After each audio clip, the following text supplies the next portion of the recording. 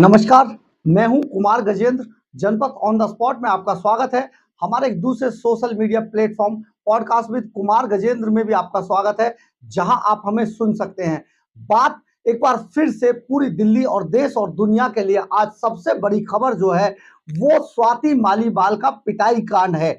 यानी कि दिल्ली के मुख्यमंत्री अरविंद केजरीवाल जिस तरीके से अपने सीएम हाउस को एक गुंडों के अड्डे की तरह चला रहे थे, उसका एक बार फिर से खुलासा हो गया है। इस बात का इस पूरे कांड के सामने आने के बाद जिस तरीके से ये पूरा मामला खुल के सामने आया है, आज सचमुच ऐसा लगता है कि अरविंद केजरीवाल का जो शीश महल था एक तरीके का गुंडों का अड्डा था और केजरीवाल उन गुंडों के सरदार बने हुए थे।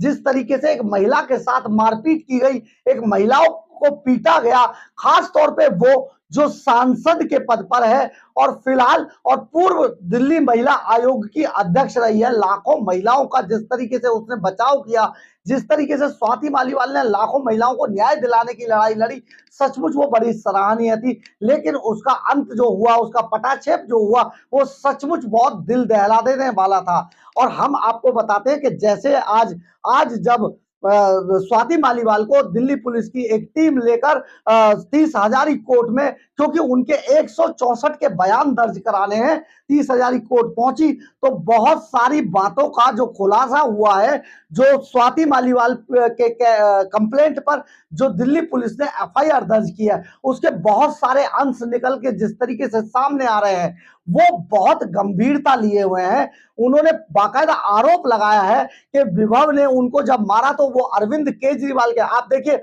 जो दिल्ली पुलिस की जो डायरी है उसमें सबसे पहली कॉलिंग जो 112 पर के स्वाति मालीवाल के मोबाइल नंबर से की गई थी, वो कॉलिंग क्या कहती है, कॉलिंग का पूरा लैंग्वेज जो है वो ये है कि मैं सीएम के घर पर मौजूद हूं और सीएम मुझे अपने पीए विभव से पिटवा रहे हैं। यानी कि उस वक्त अरविंद केजरीवाल मौजूद थे, सुनीता केजरीवाल मौजूद थी और उन्होंने जब अरविंद केजरीवाल को थप्पड़ लग गए उसके बाद उन्होंने सीधे सीधे अपने पीए विभव से स्वाति मालीवाल को पिटवाया। और स्वाति मालीवाल ने जो एफआईआर में दिल्ली पुलिस की में आरोप लगाए हैं, उनके पेट, लात, पेट, छाती और चेहरे पर उनके पे बहुत सारे प्रहार किए गए, विभव के द्वारा उनको बहुत बुरी तरीके से मारा पीटा गया। इसके बाद वो जब घायल हो गई तो वहां पर बीच बचाव किया गया और सारी चीजें स्वाति मालीवाल ने वहीं से 112 पर कॉल किया, बाद में वो सिविल लाइन गई और इस थाने, और इसके बाद वो गायब हो गई। लेकिन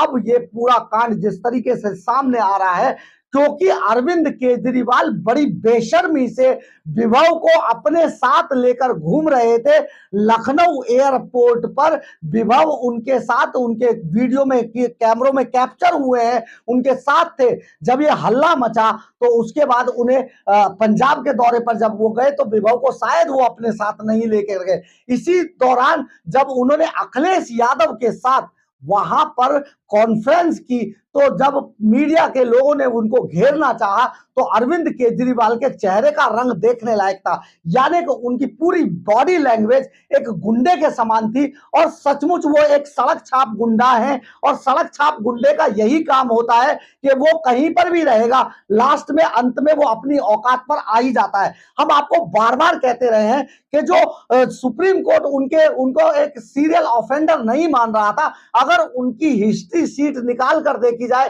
तो चाहे दिल्ली सरकार के चीफ सेक्रेटरी अंशुमन को पीटा गया हो, अंशुमन प्रकाश को पीटा गया हो, चाहे वो अब स्वाति मालीवाल को पीटा गया हो, और उसके बाद जो लीपापोती की जा रही है वो सचमुच बहुत गंभीर मामला बनकर सामने आ रहा है। यानी कि अरविंद केजरीवाल सीरियल ऑफेंडर है और वो अपने आप को अपने सामने किसी को बोलते हुए या किसी को खड़े हुए देखना नहीं चाहते हैं। यही कारण था कि एक एक करके आम आदमी पार्टी के जितने भी फाउंडर मेंबर थे उन सबको निकालकर बाहर कर दिया गया। और अब अरविंद केजरीवाल जिस तरीके से सामने आया, अभी हाल ही में जो आप एक वीडियो आम आदमी पार्टी ने ट्वीट किया है, यानी कि अपने बचाव के लिए सिर्फ वो उतना वीडियो जो स्वाति मालीवाल के साथ जब ये वारदात हुई उसके बाद जब वो बाहर आकर दूसरे ड्राइंग रूम पर बैठ गई जहां पर सीसीटीवी कैमरे नहीं है, तो उसमें जब वो बैठी हैं तो उनकी सिक्योरिटी के लोग उन्हें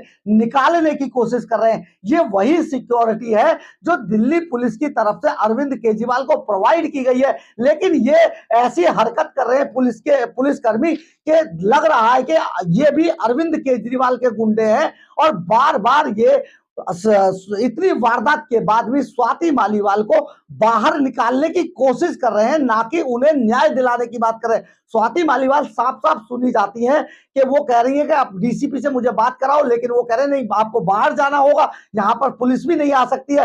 तो ये आखिर क्या माजरा है? आखिर पुलिस ऐसी कौन सी जगह है जहां पर पुलिस नहीं जा सकती और क्यों नहीं जा सकती है? ये कौन सा कानून है? कहां पर ये लिखा हुआ है कॉन्स्टिट्यूशन में कि पुलिस, दिल्ली पुलिस छानबीन के लिए या किसी भी बात के लिए, या अगर उसके अंदर से कॉल होती है तो वहां जाने के लिए दिल्ली पुलिस को रिस्ट्रिक्शंस लगे हुए हैं। ये बहुत बड़ा गंभीर मामला है, क्योंकि गुंडों का एक पूरा गैंग अरविंद केजरीवाल के शीश महल में काम कर रहा था, और जो अब सामने आया है सचमुच बहुत बुरा सामने आया है। और सच सही बताएं तो स्वाति मालीवाल का रात के 2 बजे एम्स हॉस्पिटल में मेडिकल कराया गया। उनके चेहरों पर, छाती पर और कई शरीर के कई हिस्सों में, मुंह पर गंभीर चोटों के निशान है, फ्रैक्चर पाए गए हैं। और स्वाति मालीवाल का अभी दिल्ली की 30 हजारी कोर्ट के अंदर एक धारा 164 के तहत उनका मजिस्ट्रेट के सामने बयान दर्ज कराया जा रहा है। बहुत गंभीर मामला है। ये एक ऐसा गुंडा पैदा हुआ है दिल्ली के अंदर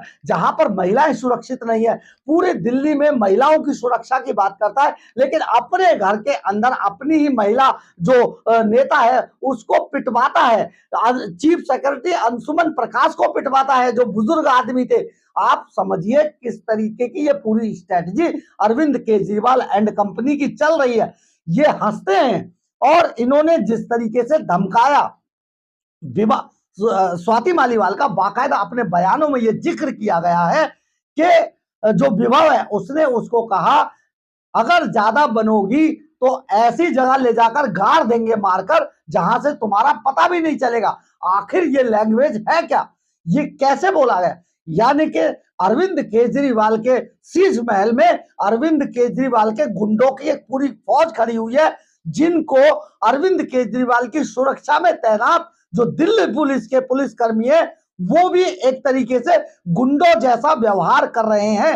अगर आप सपोज कीजिए कि कोई महिला सीएम हाउस में किसी तरीके से अगर पीड़ित होती है और वो वहां से अगर मदद मांगती है पुलिस की, तो क्या वहां पर पुलिस की मदद नहीं जाएगी?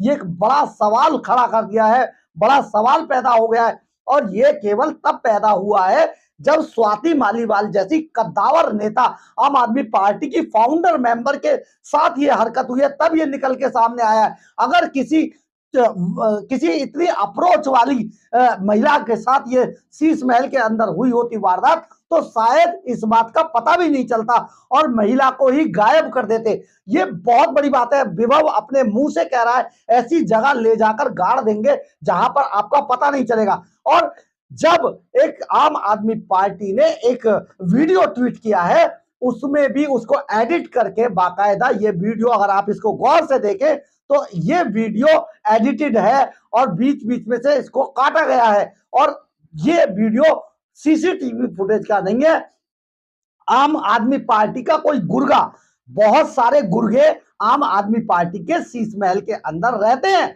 और उसी गुर्गे द्वारा ये वीडियो बनाया गया है और इसको बाद में एडिट करके इसको सोशल मीडिया में डाला गया है। ये बहुत बड़ी बात है। लेकिन सबसे बड़ी बात यह है कि दिल्ली का जो मुख्यमंत्री के पद पर जिसको दिल्ली के लोगों ने बिठाया, वो एक गुंडा निकला और बहुत बड़ा गुंडा उसे अपने साथ पाला हुआ है विभव के रूप में। अब विभव भाग गया है, फरार है, भगोड़ा है और पुलिस ने उसके घर पर छापा मारा है विभव के। वहां पर पुलिस ने तलाशी लिया, गेट नहीं खोला तो पिछले दरवाजे से पुलिस घुसी है। विभव की छानबीन शुरू हो गई है, लेकिन विभव भाग चुका है।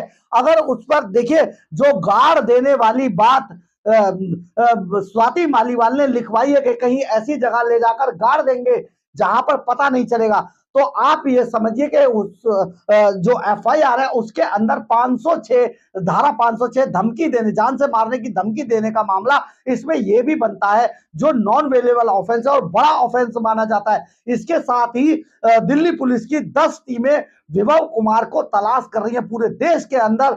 और आपको ये भी बता देते हैं कि ये जो जिस कंपनी ने सीसीटीवी कैमरे सीएम हाउस में यानी कि शीश महल में लगाए हैं, उस कंपनी से दिल्ली पुलिस ने संपर्क किया है और वहां से सभी कैमरों के फुटेज मांगे गए हैं। तो यानी कि बहुत जल्दी हो सकता है ये भी कि इन सारे फुटेज को डिलीट कर दिया गया हो, क्योंकि आपको याद होगा कि जो मुख्यमंत्री अरविंद केजरीवाल ने आज तक अपने जो फोन था उनका एप्पल का, उसका पासवर्ड नहीं दिया है। तो कहीं ऐसी ही चालाकी इन सीसीटीवी कैमरों के साथ भी कर दी गई हो, जिसमें अरविंद केजरीवाल को चांटे पड़ते हुए सामने आ जाएगी पूरी फिल्म। और चाटे पड़ने के बाद अरविंद केजरीवाल ने जो मारपीट की है स्वाति मालीवाल के साथ, या फिर उनकी पत्नी ने जो मारपीट की है, वो भी सामने आ जाएगा। ऐसे में बहुत मुश्किल होगी और अरविंद केजरीवाल बहुत मुश्किल में घिर जाएंगे। उनको एक बार फिर से पुलिस पकड़ के उनके तिहाड़ यानी कि उनका जो असली पता है वहां पर भेज सकती है। बहुत बड़ी बात है, लेकिन अब देखना है कि आगे आगे सारा मामला क्या खुलता है।